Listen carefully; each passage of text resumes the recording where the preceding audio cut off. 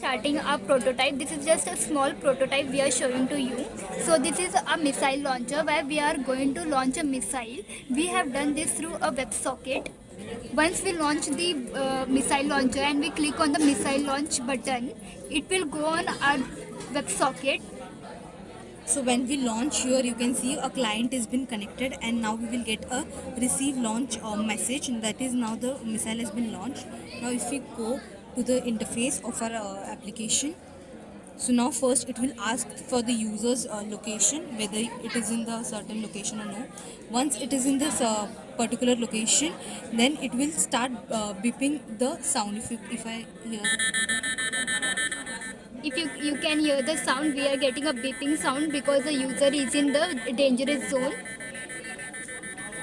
And once the user is in a danger zone, user will get an alert on the mobile phone and they will get an asynchronous call.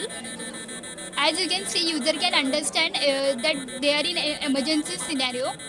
So as you can see, we are getting a call. These are asynchronous calls. So even if we cut them, we'll be receiving these calls again and again. As you can see, it has come again, and the message is also here. So now we are using Llama AI in the evacuation process. So these evacuation tips, all the evacuation tips are getting from the AI that we are using, that is the Llama AI. All the nearby facilities also. So the Anjuman Girls High School or Royal Nursing School, these are the nearby locations or basements or big buildings that are there in the current latitude and longitude the missile is hitting. Once the user can get this evacuation tips, they can run towards these buildings to get themselves safe. All these evacuation tips are generated by AI. Also in this radius circle, we have our own evacuation routes. So basically the user itself can select the route and make himself out of the particular route. Like for example, if he decides to go here, so now he will get all the routes. If you can see, all the routes are dynamically being changed, and he will get all the directions from where to go.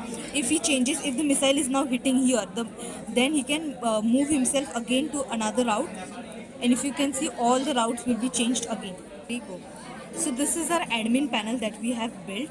So basically this is something that will be visible to the government officials.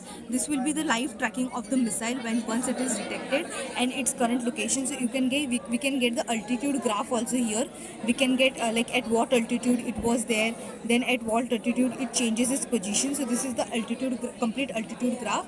This is the admin panel that will be visible to the government officials and all the government bodies.